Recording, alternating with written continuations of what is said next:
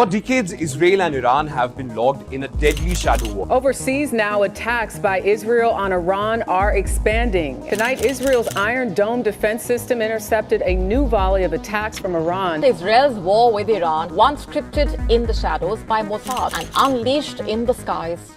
It wasn't a rumor. It wasn't a proxy war. It wasn't plausible deniability. At exactly 10:40 p.m. local time, the first sirens blared across Tel Aviv, Haifa, Ashdod, and Ramat Gan. Moments later, the night sky above Israel, long guarded by the most sophisticated missile defense systems in the world, turned into a chaotic battleground. Interceptor trails clashed with incoming warheads. Explosions echoed from coast to desert, and beneath it all, millions of civilians huddled in bunkers, waiting for the rain of fire to end. What came down wasn't a warning, it was war.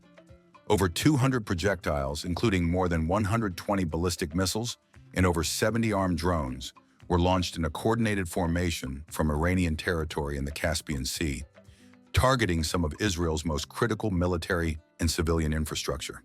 This was not an act of retaliation by proxy. It was Tehran's direct hand, and the message was unmistakable. Iran is no longer hiding behind allies. It is striking openly and with devastating precision. So what exactly happened that night? How did Iran bypass Israel's vaunted defense systems? Why now? And most urgently, what happens next? In this video, let's break it down. What unfolded on the night of June 15th wasn't another chapter in the shadow wars between Iran and Israel. It was something entirely different, an open, state-sanctioned assault engineered with precision, scale, and strategic depth. For the first time in years, Iran shed the veil of proxy warfare and took direct responsibility for a meticulously coordinated, high-volume, high-tech missile and drone strike on Israeli territory. This was not Hezbollah, not Hamas. This was Tehran itself. The operation began with military discipline and surgical intent. At 10:40 local time, radar systems in northern and central Israel detected an abnormal surge of activity over the Caspian Sea in western Iran.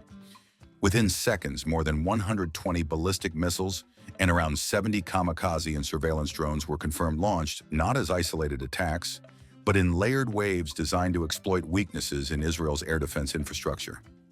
Among the missiles identified were the Zolfagar, Disful, and Fateh 110, all medium-range ballistic missiles known for their speed, maneuverability, and improved terminal phase capabilities. These are not crude or outdated weapons. They are engineered to evade traditional radar locks and adjust course mid-air, making them harder for interceptors to predict or destroy. Many of them travel at speeds above Mach 4 and can carry warheads weighing hundreds of kilograms. But Iran's real innovation was in the sequence of attack. It began not with the most destructive weapons, but with drones, many of them fitted with explosive payloads and some with jamming technology. Their first objective was to blind the eyes of Israeli missile defenses. These drones didn't target civilians. They were sent to strike Iron Dome radar arrays, mobile command vehicles, and air defense control centers, the very brains of Israel's interception network.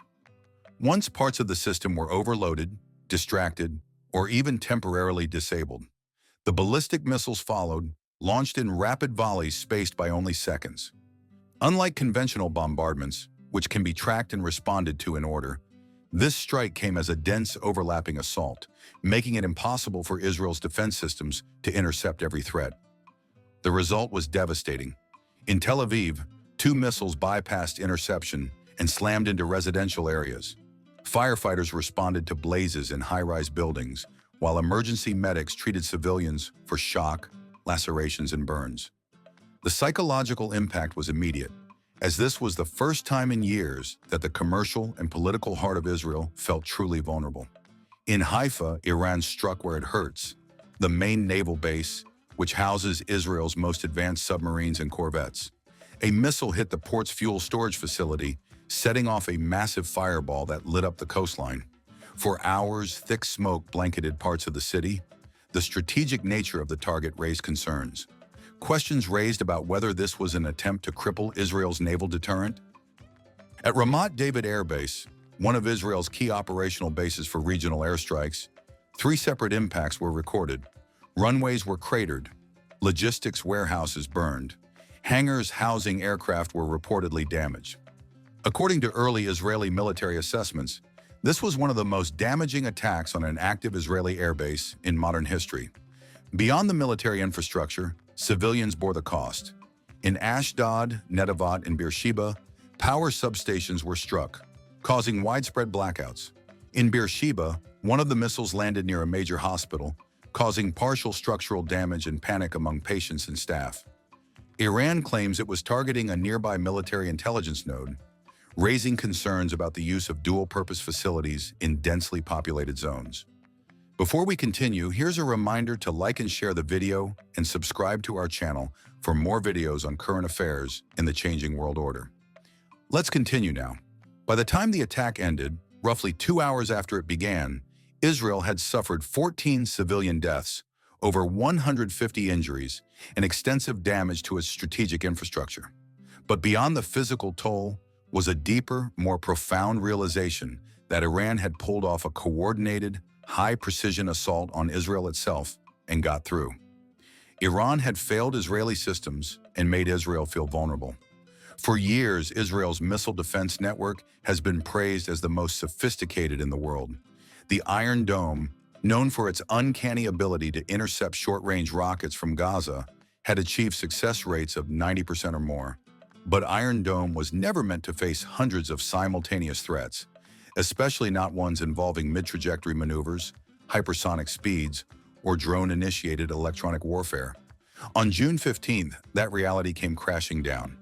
Israel's multi-layered defense strategy relies on a tiered approach. Iron Dome handles low-altitude short-range rockets. David's Sling intercepts medium-range threats. Arrow 2 and Arrow 3 are designed for high-altitude, long-range ballistic missiles. Barak 8, deployed on naval vessels, extends coverage over the sea and coastal cities. But Iran's attack was designed specifically to outpace and outsmart this system. The first wave of drones acted as both decoys and disruptors.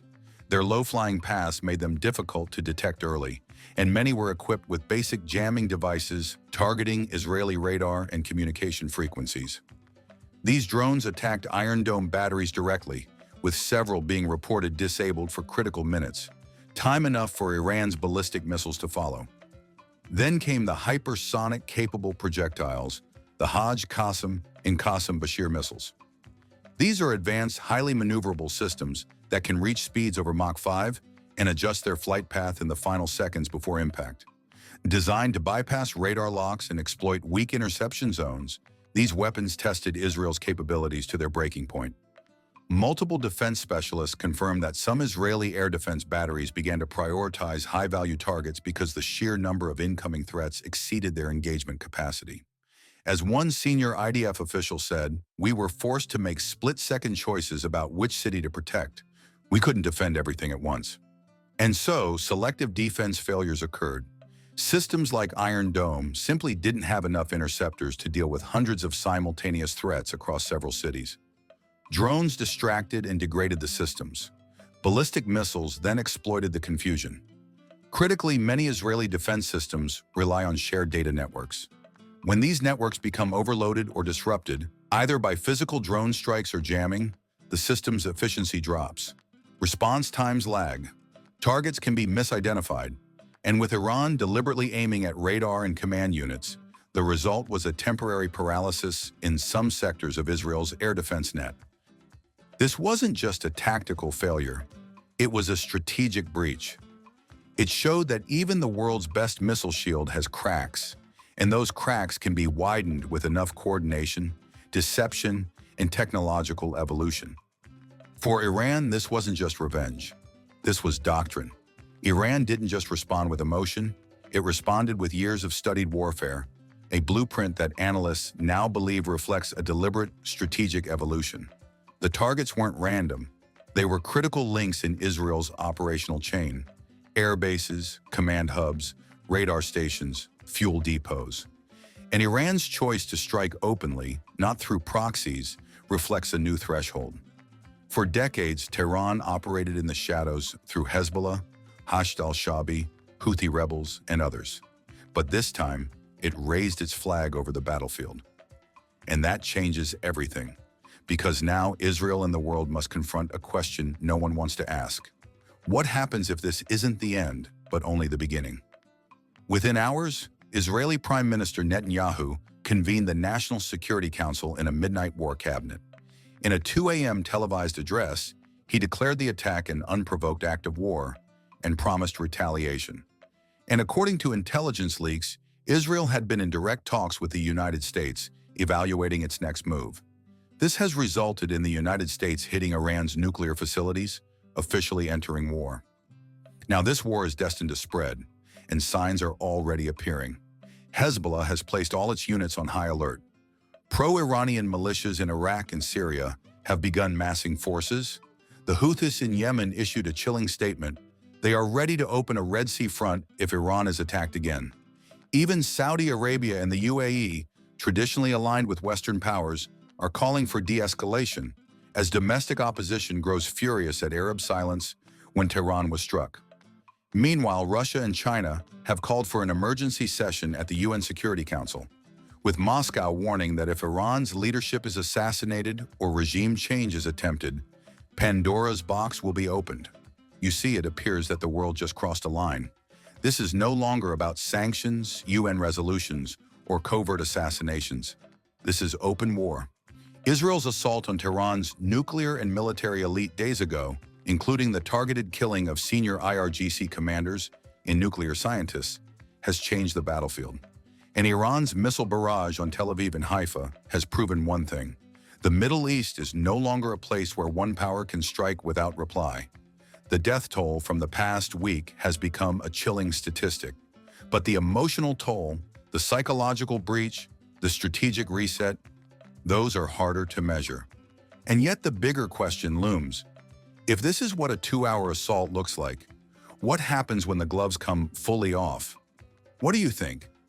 Has Iran just proved it can stand up to Israel militarily? And should that terrify the world?